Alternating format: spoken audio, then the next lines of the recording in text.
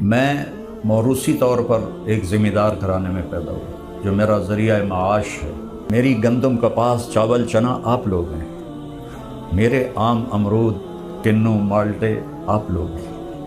آپ میں سے ہر بچہ میرے لیے ایک پودا ہے، اور ایک پودا بھی ہل جائے نا تو دل پہ چوٹ پڑتی ہوئے پڑے تھے، تو میرا کلیجہ منہ کو آ گیا، میری بات ہی بند ہو گئی۔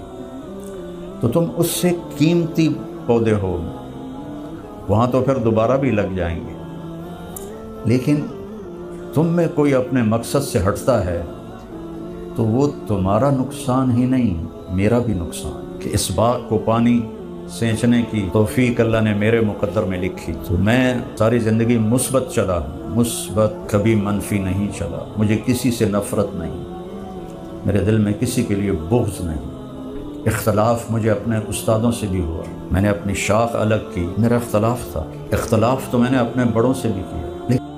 مولانا طارق جمیل صاحب کے بیانات سننے کے لیے ہمارے اس چینل کو سبسکرائب، لائک، کمنٹ، شیئر لازمی کیجیے تاکہ ہمارے یہاں آنے والی ہر ویڈیو آپ تک بآسانی پہنچ سکے۔ وہ ہے محمد الرسول اللہ، میرے نبی کی پاکیزہ زندگی، میرے نبی کی پاکیزہ زندگی۔ آپ نے کسی نبی نے طب نہیں بتائی، ہمارے نبی نے طب بتائی ہے۔ طب نبوی پر علامہ ذہبی کی اور ابن القیم کی ایسی بہترین کتابیں ہیں۔ میں نے ایک دفعہ ایک ڈاکٹر کو وہ غذائی چارٹ سنایا، نشتر کالج کے پرنسپل ہو کے فوت ہوئے، اتنے بڑے تھے وہ بھی۔ کہنے لگے جو اس چارٹ پہ چلے گا بس وہ مرے گا، بیمار نہیں ہوگا، بیمار نہیں ہوگا۔ میرے نبی کا علم چیلنج نہیں ہو سکتا۔ آپ کی میڈیکل تو ہر سال چیلنج ہو جاتی۔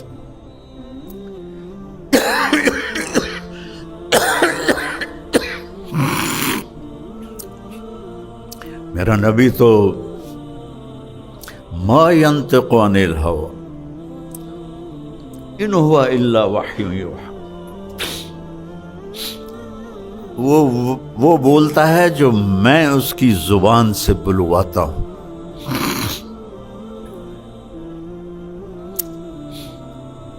تو اپنے نبی کی طب نبوی پڑھو، کیونکہ جو غذائیں آج کل چل رہی ہیں تسی تو دعا منگو کہ بھی چل دیاں رہن، کیونکہ مریض تو تاں ہی ودھنے جداں وہ پیزے کھاویں، برگر کھاویں تے پیپسیاں پیویں جی، تے 12 بجے ناشتہ کرن،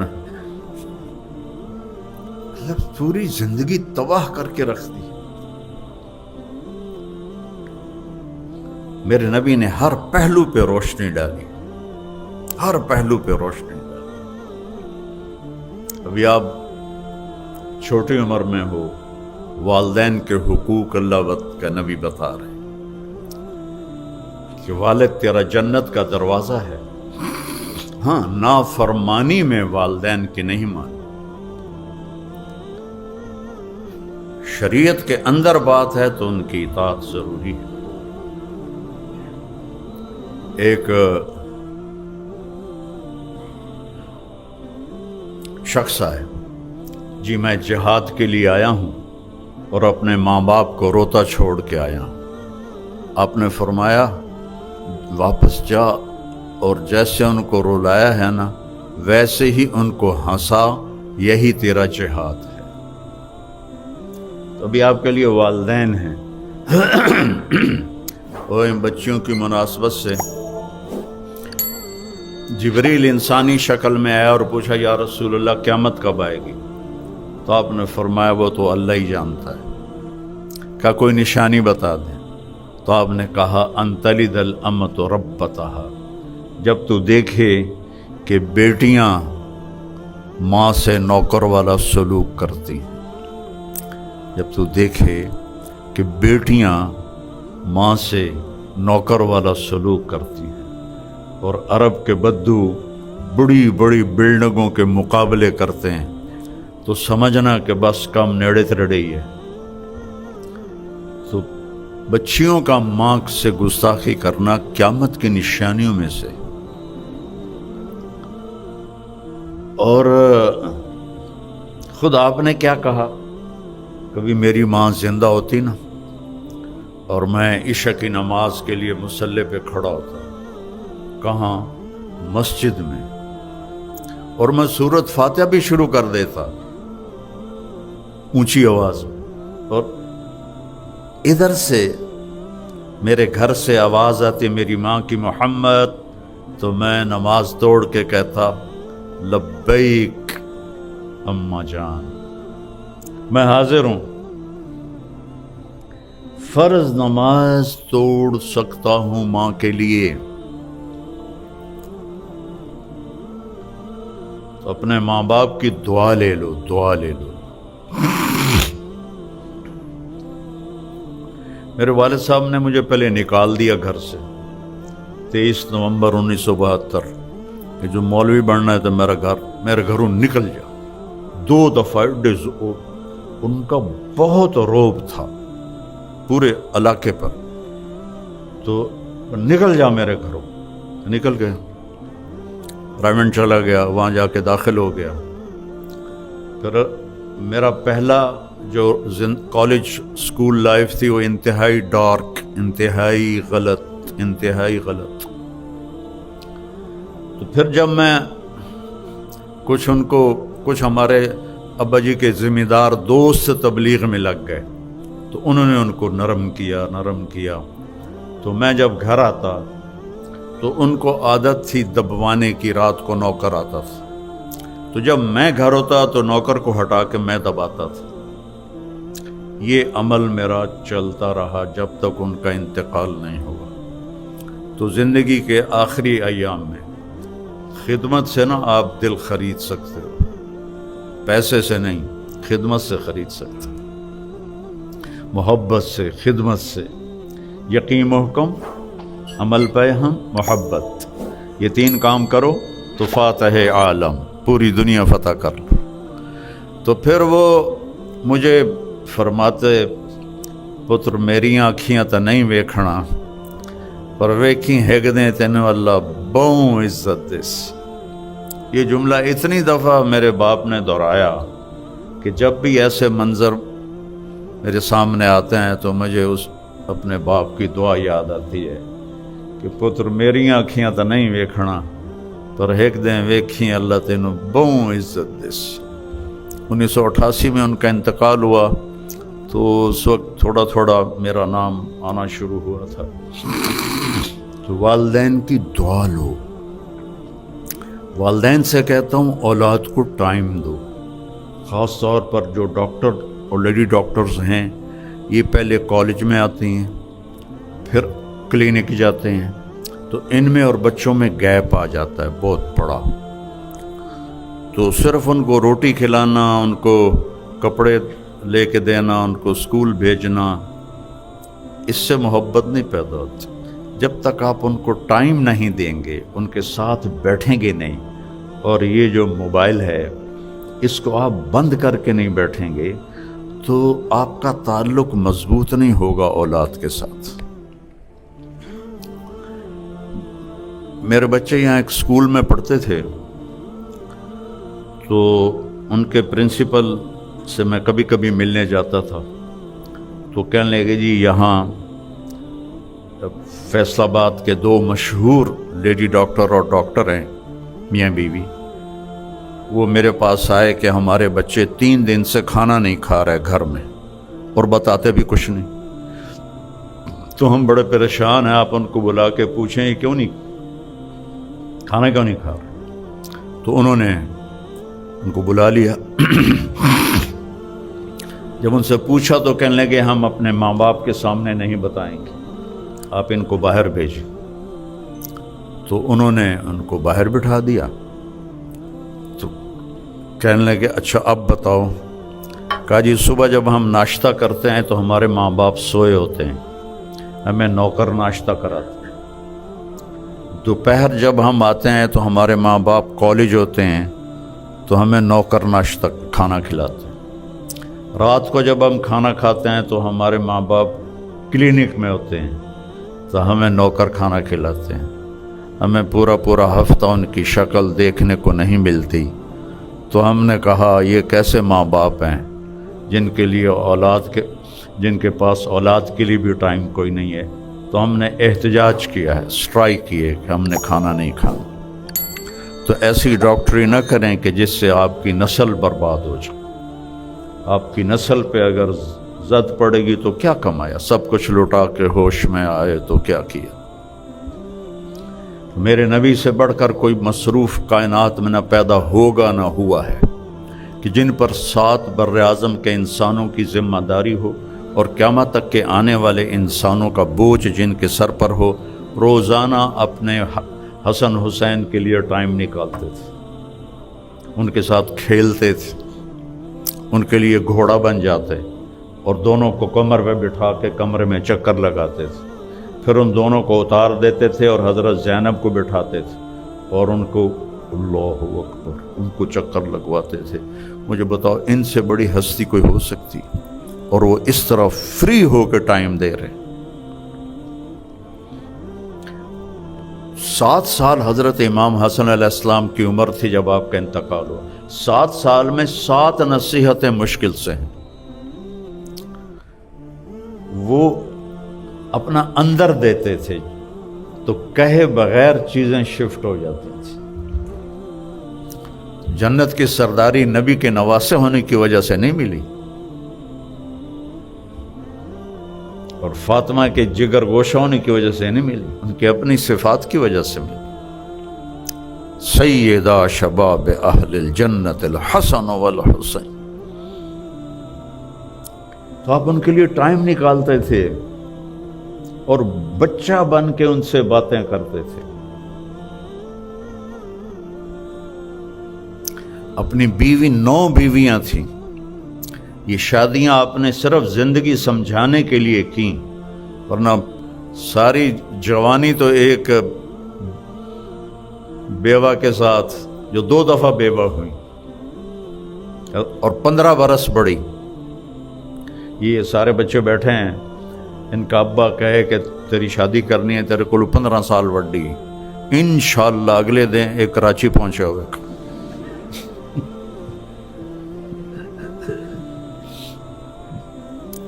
और मेरे नबी ने 25 साल की उम्र में 40 साल की औरत से शादी की और उनके साथ 25 साल गुजार दिए। सारी औलाद भी उनसे हुई। हज़रत मारिया से एक बेटा हुआ और सारी औलाद आपके सामने चली गई सिवाय हज़रत सैयदा फातिमा अलैहिस्सलाम की। तो आपने फरमाया मा तज़व्वजतु व मा ज़व्वजतु इल्ला बिवहयिन मिनस्समा। मैंने जहाँ बेटी की शादी की, जहाँ अपनी शादी की, आसमान से वही आई, फिर मैंने शादी की। तो वो थी हमें ज़िंदगी समझाने के लिए। हर किस्म की औरत से निबाह करके आपने घर चला के दिखाया, फाकों के साथ घर चला के दिखाया। क्या वो अखलाक थे आपके? इजहार मोहब्बत खामदों से कहता हूँ, बीवियों से कहता हूँ, एक दूसरे से मोहब्बत का इजहार करो। ये मेरे नबी की सुन्नत है। औलाद से इजहार मोहब्बत करो, औलाद को इज्जत भी दो, मोहब्बत भी दो और इजहार भी करो, वरना ताल्लुक मजबूत नहीं होगा। सैयदा फातिमा जब आती थी हमारे नबी के घर तो वॉल टू वॉल थे। ये तो नहीं कि किसी वो दूसरे मोहल्ले में रहती थी, दीवार से दीवार मिली हुई थी। जब हजरत फातिमा आती तो आप ऐसे खड़े हो जाते, बेटी के खड़े हो जाते और वहीं खड़े नहीं रहते थे, थोड़ा आगे बढ़ते थे और हाथ पकड़ते, हाथ पकड़ के या माथे का बोलता है, हाथ पकड़े हुए उनको पहले बिठाते चारपाई पर, उसके बाद खुद बैठते थे। ए दो जहान के सरदार होकर बेटी के साथ ये सलूक कर रहे हैं।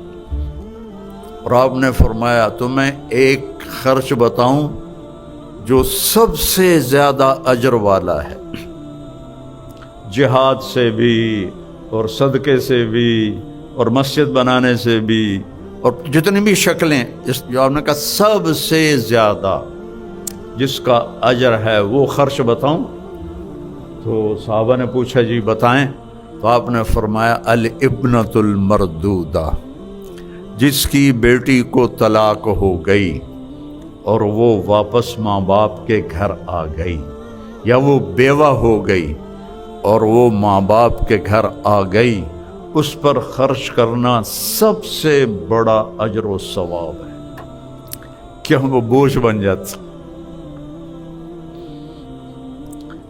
یہ ایک خوبصورت زندگی ہے جو آپ کو اناٹمی سے تو نہیں ملے گی،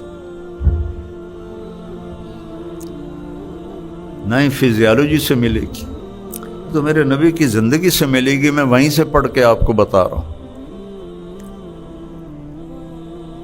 اور ایک بات پلے باندھ لیں، آپ اس زبان کو قابو کر لیں۔ میرے نبی نے حضرت معاذ بن جبل سے فرمایا، معاذ تمہیں شریعت کا خلاصہ بتاؤں؟ شریعت کا خلاصہ؟ کہا جی کیا ہے؟ تو سارے بچے مجھے دیکھنا، آپ نے ایسے کیا اور یہ کینچی بنائی اور اس کو جیسے کاٹتے ہیں نا ایسے کاٹا، اور پھر فرمایا کف لسانک، اس پہ قابو رکھنا۔ یہ جو تصویر بنائی ہے یہ تو بچوں کے لیے ہوتی ہے، بچوں کی کتابوں میں تصویریں ہوتی ہیں، بڑوں کی کتابوں میں نہیں ہوتی۔ تصویر بناتے ہیں کہ چیز سمجھ آ جائے۔ معاذ بن جبل کے ہاتھ میں علماء کا جھنڈا ہوگا قیامت کے دن، اس کو ایسے سمجھا رہے ہیں جیسے بچے کو سمجھاتے ہیں۔ کیوں؟ مشکل بہت، مشکل بہت۔ تو کہنے لگے یا رسول اللہ اب بول کا بھی حساب ہوگا، تیرا بھلا ہو، سب سے زیادہ جہنم میں گرانے والی زبان ہوگی۔ اپنے گھروں سے اپنی محفلوں سے غیبت ختم کر دو، اوروں کی برائی ختم کر دو، جھوٹ بولنا ختم کر دو، گالی دینا ختم کر دو، اپنی اولاد کو تانے کبھی نہ دینا ورنہ ہمیشہ کے لیے دور ہو جائیں گے۔ طنز نہ کرنا، تانے نہ دینا، مقابلہ نہ کرنا، تیرے بھائی نے اتنے نمبر لیے تو نے اتنے اس سے کم لیے کہ تو نے کیا کیا ہے۔ کبھی نمبر کے کم زیادہ آنے پر کبھی ان کو ڈانٹنا نہیں۔ یہ میں ادریس صاحب سے معذرت کے ساتھ، یہاں جتنے بڑے بڑے گروپ ہیں ان کے ماں باپ ان پڑھ تھے، ان ان پڑھوں نے اتنے بڑے گروپ کھڑے کر دیا اور سارے بڑے بڑے ایم ایس سی اور پی ایچ ڈی ان کے نوکر ملازم، تو تمہارے اے کیوں نہیں آئے، تمہارا بی کیوں آ گیا، تمہارا سی کیوں آ گیا، ساڑھے واری تا سی بی ہوندہ ہی نہ آئی، 33 نمبر آئے تھا سا اپنی تاڑی مار دیا سے پاس ہو گیا۔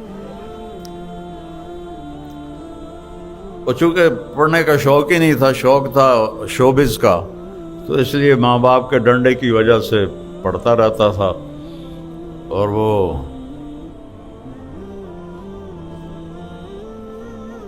سارا سال بس وہ آوارگی تھی، اور آخر مسلمان تو تھا، جب پیپر آتے تو نماز شروع کر دیتا، اور پھر اب سارے لڑکے سارا سال پڑھتے تھے، میں سارا سال فلمی رسالے پڑھتا تھا، مجھے آج بھی یاد ہیں کم وقت سارے کے سارے۔ تو جب وہ مثلاً کیمسٹری کا پیپر ہے نا، تو میں یہ کتاب ہاتھ میں ہے، یا اللہ کچھ نہیں پڑھیا سارا سال، مہربانی کر کل جڑا پیپر آمنا ہے نا سوال میں اتنا ہی لکھا دے، بسم اللہ، میں کہتا بسم اللہ، ایسے کھولا 10-15 صفحے ادھر پڑھے، 10-15 ادھر پڑھے۔ اللہ نے حافظہ اچھا دیا تھا، مجھے رٹا نہیں لگانا پڑتا تھا۔ پھر کتاب بند کی، یا اللہ کچھ نہیں ہومدا، عزت رکھ لے، پیو بڑا مرے سی، تو کل جڑا سوال آمنا ہے میں نے اتنے لکھا دے، بسم اللہ۔ ساری ایف ایس سی تک میں بسم اللہ سے پاس ہوتا رہا، لیکن تم نہ یہ کرنا، تمہارا تو کمپٹیشن ہی بہت ہو گیا۔ مجھے تو صرف پاس ہونے کا شوق ہوتا تھا، آگے اور کوئی شوق نہیں ہوتا تھا۔ تو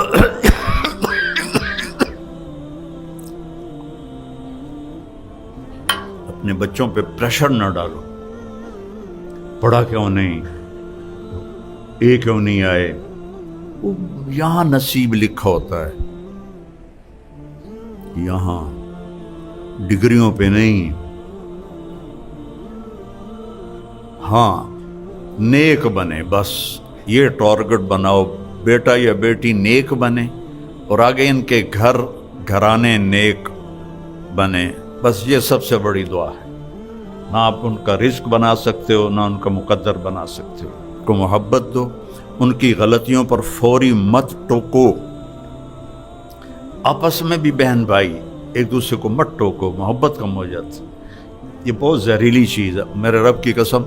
पूरी दुनिया का समंदर का पानी इकट्ठा करूं तो उसकी कड़वाहट कम है और इसकी कड़वाहट ज़्यादा है। पूरी दुनिया के शहद के ज़ख़ीरे इकट्ठे करूं तो उनकी मिठास कम है और इसकी मिठास ज़्यादा है। मीठे बोल में जादू है।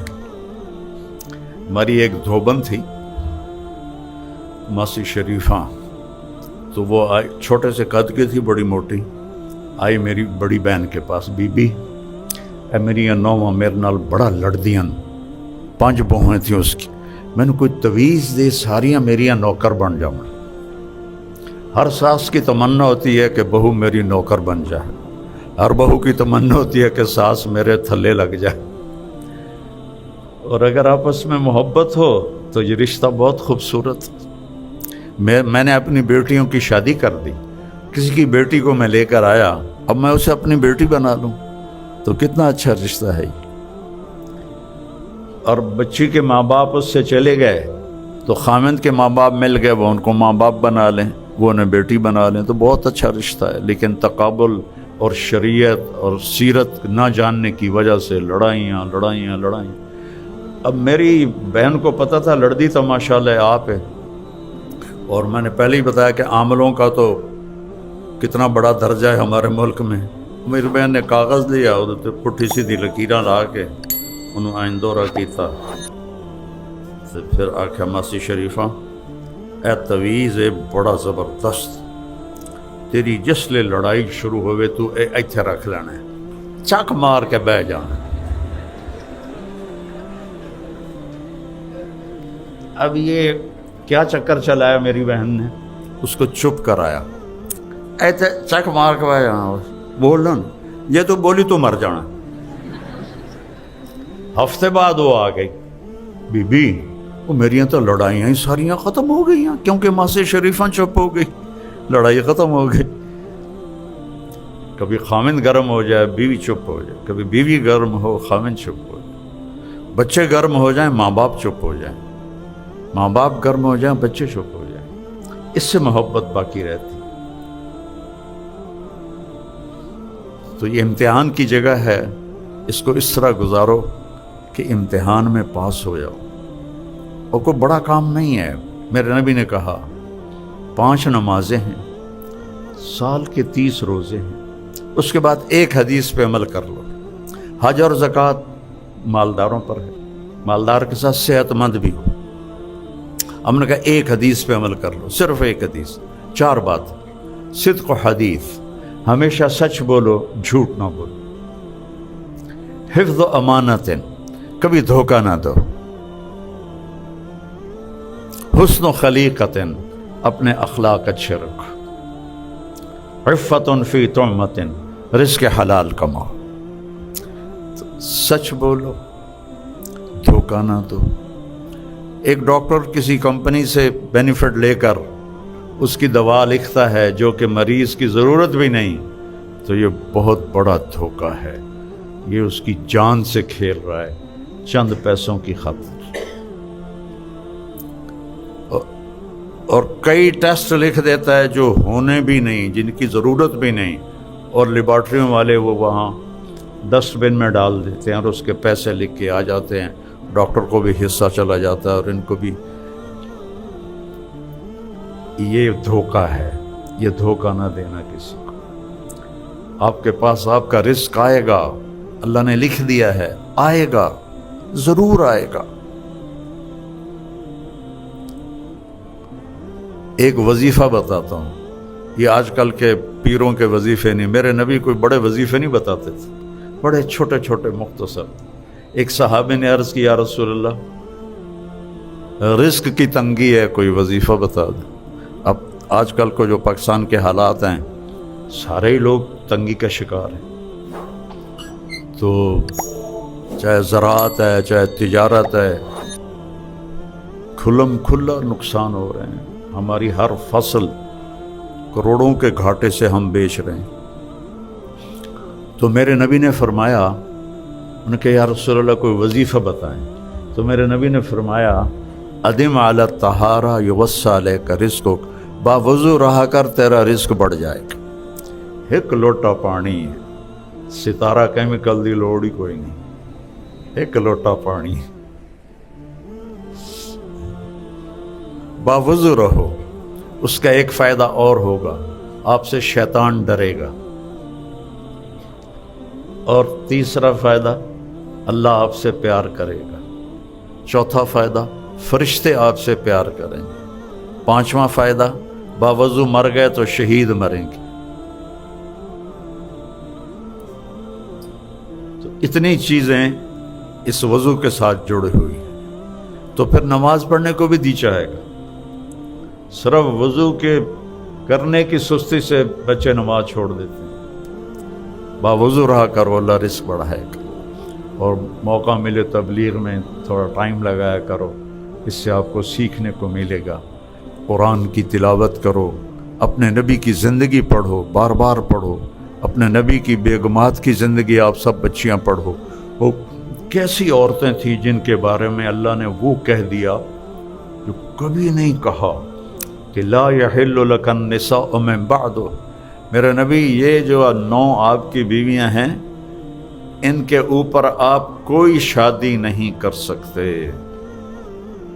ولا ان تبدل بہن من ازواج، اور نہ ہی آپ کسی کو طلاق دے سکتے ہیں، یہ آپ کی دنیا اور جنت میں بیویاں ہیں۔ اتنا بڑا ان کو اعزاز ملا، تو ان کی زندگی پڑھو تاکہ آپ کے سامنے کوئی نمونہ تو ہو کہ کرنا کیا ہے۔ تو سارے بھائی نیت کرتے ہو نا بچے بچیاں، ایک نماز نہیں چھوڑنی، ایک جھوٹ نہیں بولنا، ایک دھوکہ نہیں دینا، ایک گالی گلوچ نہیں کرنی، غیبت جھوٹ نہیں بولنا، اور رزق حلال کمانا ہے۔ اللہ آپ کو ڈاکٹر بنائے، آپ کام کرو۔ میں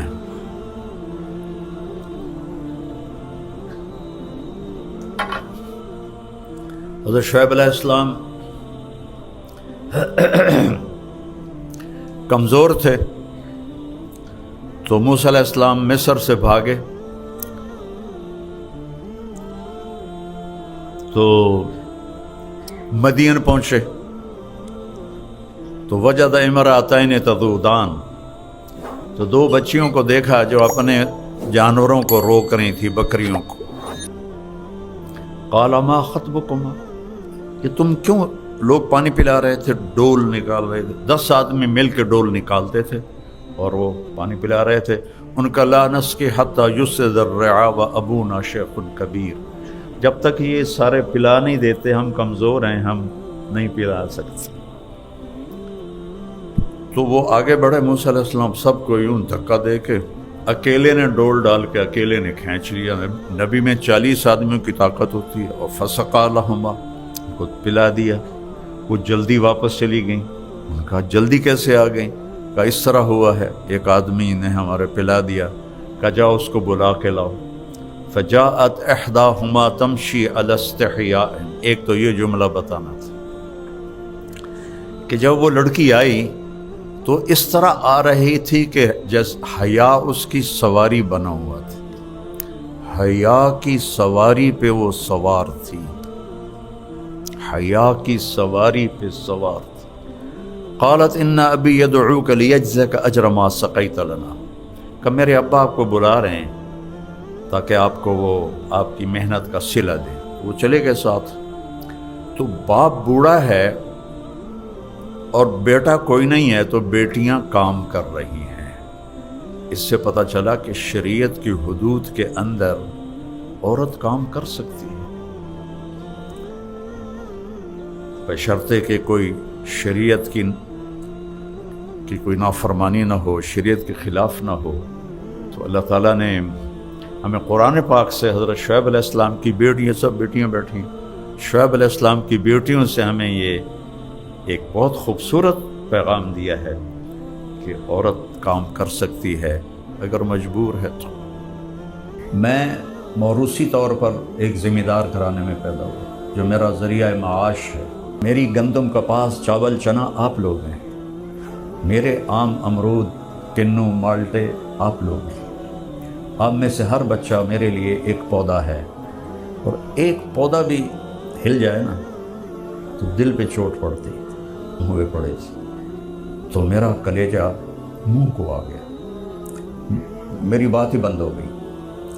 तो तुम उससे कीमती पौधे हो, वहाँ तो फिर दोबारा भी लग जाएंगे, लेकिन तुम में कोई अपने मकसद से हटता है तो वो तुम्हारा नुकसान ही नहीं, मेरा भी नुकसान। कि इस बाग को पानी सींचने की तौफीक अल्लाह ने मेरे मुकद्दर में लिखी, तो मैं सारी ज़िंदगी मुस्बत चला, मुस्बत, कभी मनफी नहीं चला। मुझे किसी से नफ़रत नहीं, मेरे दिल में किसी के लिए बुग़्ज़ नहीं। इख्तलाफ मुझे अपने उस्तादों से भी हुआ, मैंने अपनी शाख अलग की, मेरा इख्तलाफ था। इख्तलाफ तो मैंने अपने बड़ों से भी किया, लेकिन मुझे किसी से नफ़रत नहीं। मैं किसी को हक़ारत की नज़र से नहीं देख सकता। जब मैं तवाइफ़ों को बेटी कह सकता हूँ तो तुम खुद सोचो कि मेरे अल्लाह ने मेरे ऊपर कितना करम किया। यहाँ तक गए कि अबू तलहा रज़ी अल्लाह तआला अन्हु, जिसके बने साथी, उससे कहने लगे मेरी 2 बीवियाँ हैं, मैं एक को तलाक दे देता हूँ और ये दोनों हैं, जो तुझे पसंद है वो ले ले, मैं उसको तलाक दे देता हूँ। यहाँ तक मुआख़ात कायम थी। लेकिन जैसे आप फरमाएं, जैसे आप फरमाएं, ये सिर्फ नबी के लिए। जहाँ वही नहीं वहाँ तो सहाबा ने भी इख्तिलाफ़ किया, या रसूलुल्लाह ये ख़ैमे यहाँ पर अल्लाह का हुक्म है, वही है? कहा नहीं, मेरी राय है। कहा फिर यहाँ ठीक नहीं, वहाँ ठीक है। तो जिब्रील आ गए कि जैसे ये कह रहा है वैसे किया, जैसे आप फरमाएं, सिर्फ नबी के लिए। तो ये काम किसी मशहूर इल्मी या तबलीगी, जो इल्म से मंसूब हो, तबलीग से मंसूब हो, उसने ये कोई नहीं किया, आपको कहीं नहीं मिलेगा। और भी दुख हैं ज़माने में मोहब्बत के सिवा, राहतें और भी हैं वसल की राहत के सिवा।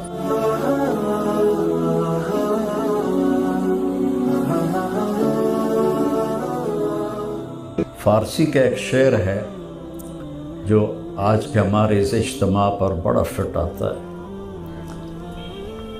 ताज़ा खाही दाश्तन गर्दाग़हा ए सीना रा, ताज़ा खाही दाश्तन गर्दाग़हा ए सीना रा, गाहे गाहे बाज़ खां ई किस्से पारी नरा।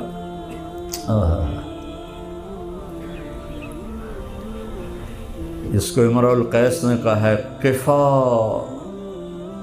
नक्के मिन ज़िक्रा हबीबिन व मंज़िलिन बिसिक़्तिल लिवा बैन मियाँ चन्नू व तुलम्बा। अब्दुल हकीम, ये गाहे गाहे बाज़ खां, खैर फ़ारसी तो ना तुम्हें आती ना मुझे आती है, अशार याद हैं फ़ारसी के। तो वो कह रहा है कि दिल के दागों को अगर ज़िंदा रखना है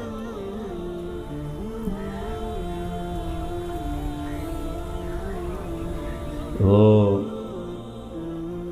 मसरूर अनवर का शेर है, ठहर जाओ आँखों में थोड़ा सा दम है, उन्हें देख लें वरना हसरत रहेगी। तो वो कह रहा है अगर सीने के दागों की कसक को और तपिश को ज़िंदा रखना है तो इन मजलिसों को गाहे गाहे कभी कभी दोहराते रहा करो। तो फिर दिल में खोई हुई याद आई है, फिर हमने एक बज़्म तसव्वुर सजाई है, वो दिन के जिन्हें ले गई थी गर्दिश हयात, जाने कहाँ से फिर उन्हें ढूंढ लाई है। अब मुझे तो आपकी शक्लें भी याद नहीं हैं, 2-4 के सिवा। तो आप हमारा सरमाया हैं और हमारे لیے ذخیرہ آخرت ہے۔ میں موروثی طور پر ایک ذمہ دار گھرانے میں پیدا ہوا جو میرا ذریعہ معاش ہے۔ میں نے اس 70 سال کی زندگی میں صرف 4 مہینے ذمہ دارہ کیا ہے، 4 مہینے۔ پھر میری زندگی یا مدرسہ ہے، سب سے پہلے نمبر پر تبلیغ ہے، مدرسہ ہے، مطالعہ ہے، اور اللہ کے نام پر چلنا اور پھرنا۔ تو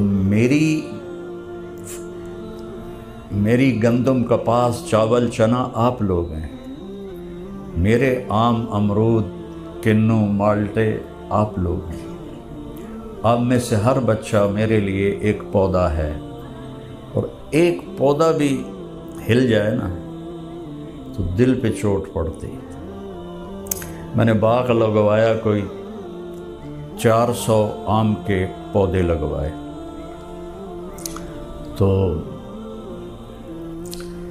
میں اس وقت فجر کے بعد، اب تو فجر کے بعد مجھے سونا پڑتا ہے کہ میرا سر درد ہی ایسا ہو گیا ہے کہ میرا چھٹکارا نہیں ہو رہا۔ تو وہ میں نے ایک لمبا چکر لگایا، اور واپسی پر میرے ساتھ کون تھا یاد نہیں، میں اس سے باتیں کرتا ہوا آ رہا تھا۔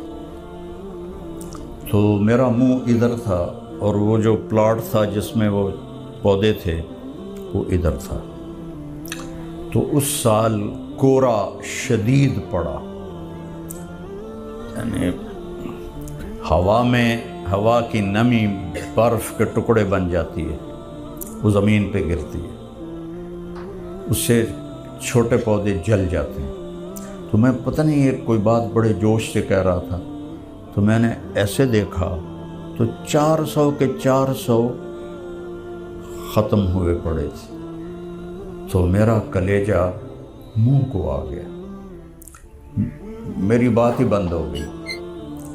تو تم اس سے قیمتی پودے ہو، وہاں تو پھر دوبارہ بھی لگ جائیں گے، لیکن تم میں کوئی اپنے مقصد سے ہٹتا ہے تو وہ تمہارا نقصان ہی نہیں، میرا بھی نقصان ہے کہ اس باغ کو پانی سینچنے کی توفیق اللہ نے میرے مقدر میں لکھی۔ تو میں ساری زندگی مثبت چلا ہوں، مثبت، کبھی منفی نہیں چلا۔ مجھے کسی سے نفرت نہیں، میرے دل میں کسی کے لیے بغض نہیں۔ اختلاف مجھے اپنے استادوں سے بھی ہوا، میں نے اپنی شاخ الگ کی، میرا اختلاف تھا۔ اختلاف تو میں نے اپنے بڑوں سے بھی کیا، لیکن مجھے کسی سے نفرت نہیں ہے۔ میں کسی کو حقارت کی نظر سے نہیں دیکھ سکتا۔ جب میں طوائفوں کو بیٹی کہہ سکتا ہوں تو تم خود سوچو کہ میرے اللہ نے میرے اوپر کتنا کرم کیا۔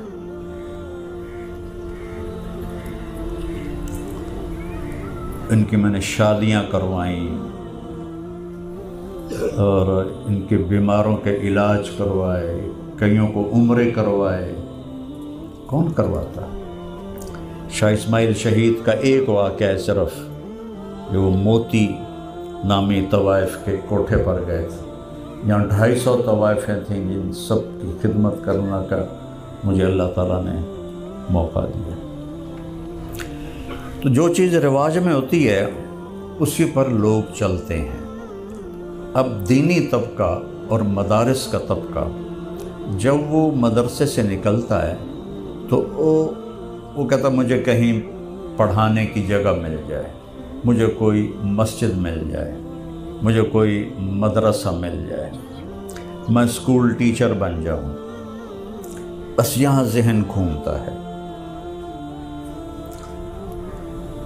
اب دعوت کے کام کو اللہ نے زندہ کیا تو کچھ وقت میرا تبلیغ میں لگ گیا، باقی میں چاہتا ہوں میں کہیں پڑھاؤں، چونکہ یہ ایک رواج میں آئی ہوئی چیز ہے۔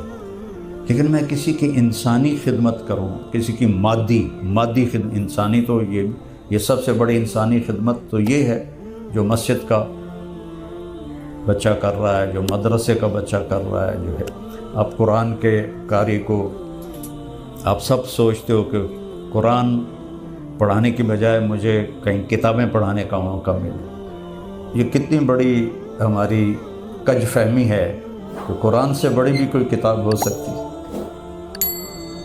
خیرکم من تعلم القرآن وعلمہ، خیرکم من تعلم المنطق وعلمہ، خیرکم من تعلم قدوری وعلمہ۔ قرآن ہے لیکن اس کو بہت گھٹیا سمجھا جاتا ہے۔ اس سے بڑی چیز کیا ہو سکتی ہے کہ آپ اللہ کی کتاب براہ راست پڑھا رہے ہیں۔ تو یہ ماحول کی چیزیں ہیں۔ اس سے ہٹ کر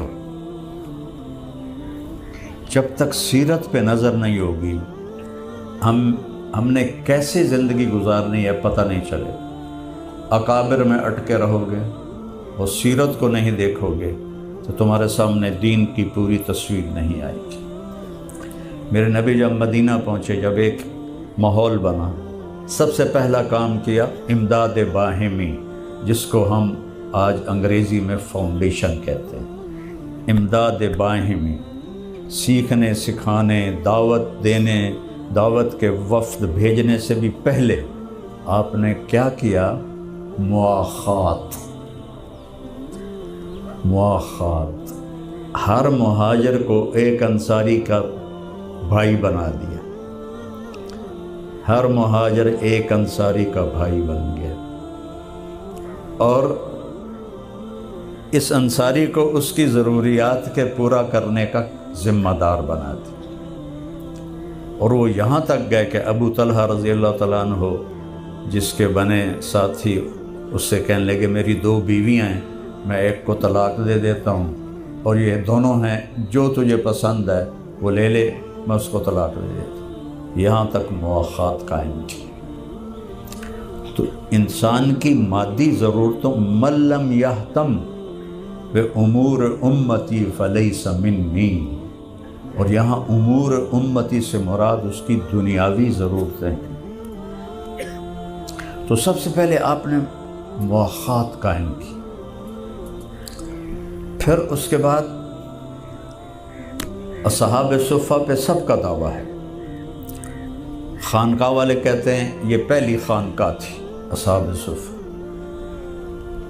مدرسوں والے کہتے ہیں یہ پہلا مدرسہ تھا، تبلیغ والے کہتے ہیں یہ پہلے پوری زندگی کے لیے فارغ تھے دعوت کے لیے۔ تو جب ہر ایک اجتہاد کر رہا ہے تو میں بھی اجتہاد کر رہا ہوں کہ یہ پہلی فاؤنڈیشن ہے جو میرے نبی نے بنائی، اصحاب صفہ۔ اور اصل بات یہ ہے یہ سارے کام کرتے تھے، ذکر بھی کرتے تھے، سیکھنا سکھانا بھی ہوتا تھا اور جہاد بھی ہوتا تھا، لیکن یہ اس کے لیے نہیں تھے۔ یہ فقیر لوگ تھے، ان کا کوئی گھر نہیں تھا، ان کے پاس لباس تک نہیں تھا، تو میرے نبی نے ان کو مسجد نبوی کے باہر ایک چبوترے پہ بٹھایا، اور روزانہ رات کو آپ انصار سے پوچھتے کون کتنے آدمی لے جائے گا کھانا کھلانا۔ تو اصل ان کے جمع ہونے کی وجہ بے گھر ہونا تھا اور فقر و فاقہ تھا، لہذا صدیقی دور میں سارے ہی اصحاب صفہ غائب ہو گئے جب مال غنیمت آئے۔ اگر یہ ذکر کے لیے تھا تو وہ تو ایک مستقل تقاضا ہے، علم کے لیے تھا تو وہ ایک مستقل تقاضا ہے، تبلیغ کے لیے تھا تو وہ ایک مستقل تقاضا ہے، جہاد کے لیے تھا تو ایک مستقل تقاضا ہے۔ تو ان کی تعداد بڑھنی چاہیے تھی، لیکن وہ تو غائب ہو گئے، ختم ہو گئے۔ تو اگر سارے اجتہاد کر رہے ہیں تو ہم رجال و نحن رجال، ابو حنیفہ رحمہ اللہ نے فرمایا تھا کہ ہم رجال و نحن رجال۔ یہ بات اکابر پرستی کی کتنی نفی کرتی؟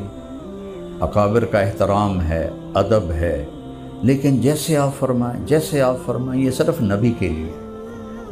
جہاں وحی نہیں وہاں تو صحابہ نے بھی اختلاف کیا، یا رسول اللہ یہ خیمے یہاں پر اللہ کا حکم ہے، وہی ہے؟ کہا نہیں، میری رائے ہے۔ کہا پھر یہاں ٹھیک نہیں وہاں ٹھیک ہے۔ تو جبریل آ گئے کہ جیسے یہ کہہ رہا ہے ویسے کیا جائے۔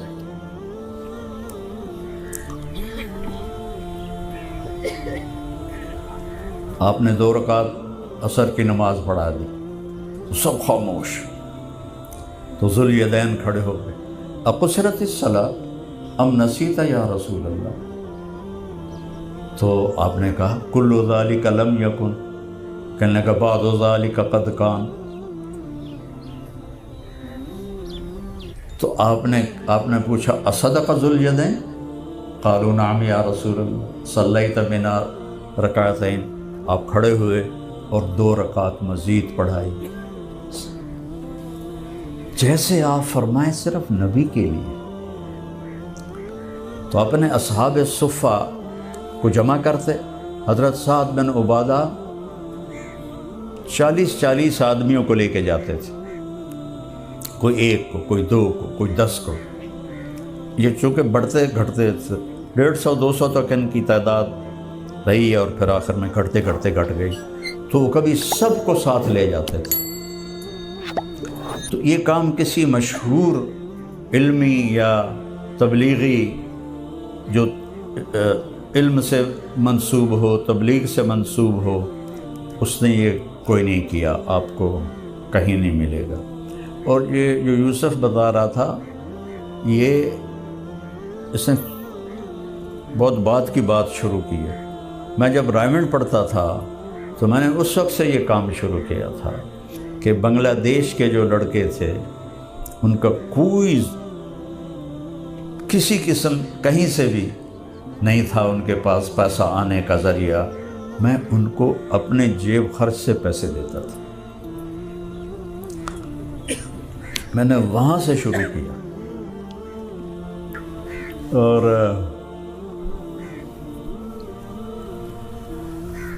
وہ ہمارے ایک وارڈن آ گئے، ناظم ہاسٹل، طالب صاحب رحمۃ اللہ علیہ۔ ابھی پرسوں میں نے ان کو خواب میں دیکھا، تو بڑے سخت، ماشاءاللہ میری بڑی پٹائی ہوئی ہے ان کی، شاید ہی کسی اور کو یہ شرف حاصل ہوا۔ تو وہ فلم دیکھنے پہ بہت مارتے تھے، اس سے پہلے عظیم صاحب تھے، وہ اتنی پکڑ نہیں کرتے تھے۔ تو ایک فلم آئی fall of the Roman Empire, وہ بھی پلازا سینما پر لگی ہوئی تھی، تو اس کی پہلے بکنگ ہو رہی تھی۔ 90 کی دہائی میں جو PIA کا ٹکٹ بنتا تھا وہ بڑا خوبصورت ہوتا تھا، 3 پنے ہوتے تھے اور اوپر سے رنگین، اور پنے بھی رنگین، تو انہوں نے وہ رنگین ٹکٹ چھاپا۔ تو اس کے شوق میں نے جا کے 2 ٹکٹ خرید لیے، ایک اپنا اور ایک گلاب علی رحمۃ اللہ علیہ، میرا بڑا پیارا دوست تھا، فوت ہو گیا۔ تو اب ہمارے 2 گروپ تھے، سارے ہم ذمہ داروں کے لڑکے تھے، تو سب میں ہی تکبر، تو وہ ہمارے 2 پارٹیاں تھیں، کبھی ہم ان پہ چڑھ جاتے تھے، کبھی وہ ہم پہ چڑھ جاتے تھے۔ تو ان کی ہم نے پٹائی کروائی تھی ایک دفعہ، تو اب میں شو بازی میں ٹکٹ دکھانے لگے گا، ٹکٹ دیکھو بھائی، ٹکٹ دیکھو، تو ٹکٹ ہی ایسا تھا، ورنہ ادھر عام سینما میں تو اتنی سی پرچی ہوتی تھی۔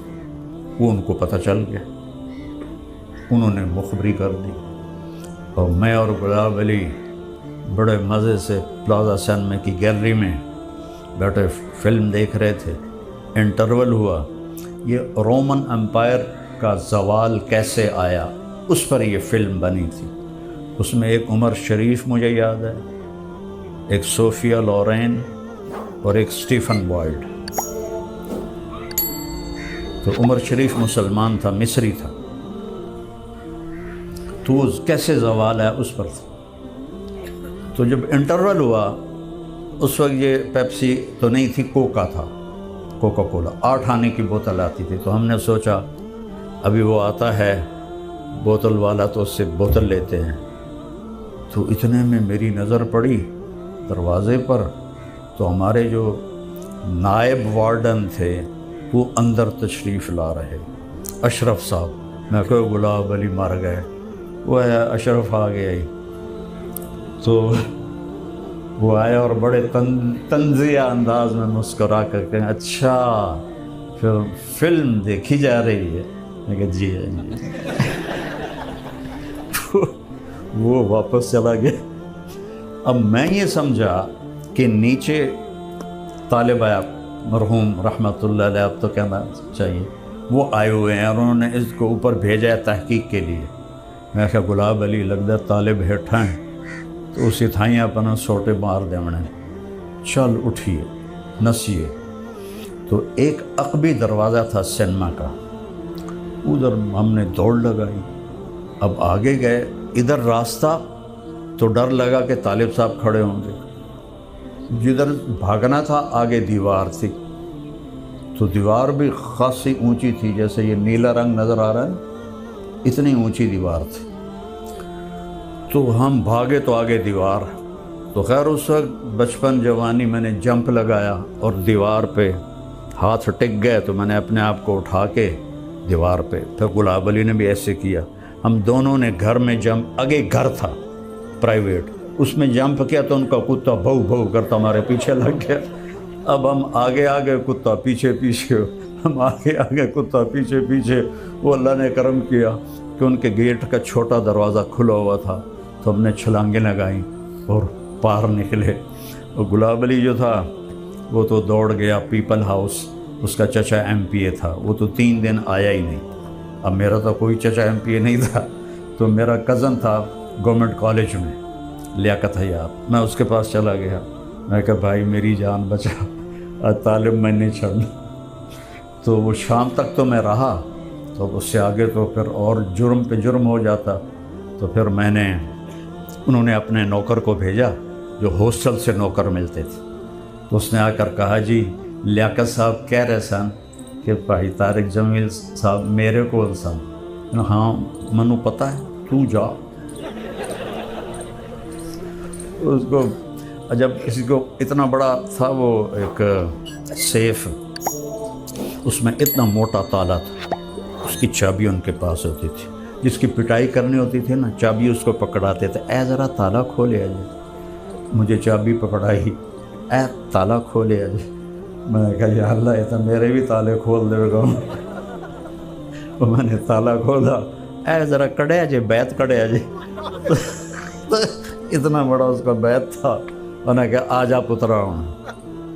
اور وہ یہاں ہاتھ رکھتا تھا اور اتنا جھک کے مارتا تھا، تو وہ بیت اندر گھس جاتا تھا یہاں، پتہ نہیں اس میں نے کتنے مارے۔ تو گلاب علی آیا چوتھے دن، اتنے جو بھول بھول آ گیا، ٹکٹ بھی تیرا میں بھریا، تو آپ تو بچ گئے ہیں، تو مینو سوٹے پائے گئے۔ تو یہ کام تو میں نے وہاں سے شروع کیا تھا۔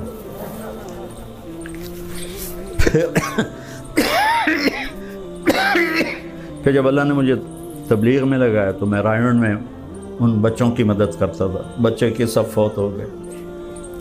پھر جب اللہ تعالیٰ نے مجھے فراغت دی اور میں گھر کے امور میں زیادہ تو رائمنڈ ہوتا تھا پوری زندگی، تو سب سے پہلا جو میں نے شادی کے لیے پیسہ دیا، یہ 1982-83 کے آس پاس کی بات، تو ہمارا نائی آیا، کہا جی میاں صاحب دھی ٹورنی۔ میں کہا کتنے پیسے چاہیے؟ ہاں جی 5000 میرا کم ہو بس۔ تو اپنے گاؤں میں پہلی دفعہ بڑی رقم، یہ بہت بڑی رقم ہے، اس وقت ڈالر بھی 4 روپے کا تھا، چونکہ 82 میں جب میں انگلینڈ گیا چلے کے لیے تو 4 روپے کا ڈالر خریدا اور 19 روپے کا پاؤنڈ خریدا۔ 5000 بہت بڑی رقم تھی۔ تو اس کے بعد پھر چونکہ میرا ایک نام بنتا گیا تو میں اس طرح لوگوں کو دیتا تھا، جو آ گیا دے دیا، جو آ گیا دے دیا۔ پھر کام بڑھ گیا، میں نے قاری عبدالعزیز صاحب کو اپنا اسسٹنٹ بنا لیا۔ میرے آنے سے پہلے وہ 2-3 لاکھ روپیہ لے کے رکھ لیتے تھے کہیں سے ادھار، اور پھر وہ میرا 10 دن میں تقسیم ہو جاتا تھا۔ پھر میں بعد میں چیک بنا کے ان کو دے دیتا تھا۔ تو یہی بڑھتے بڑھتے بڑھتے بڑھتے وہ تو اگلی بات تو آپ نے سن ہی لی، تو پھر اللہ تعالیٰ نے یہ شکل بنا دی۔ یہ بھی میرے نبی کا کام ہے۔ اور بھی دکھ ہیں زمانے میں محبت کے سوا، راحتیں اور بھی ہیں وصل کی راحت کے سوا۔ یہ بھی میرے نبی کا ہی کام ہے۔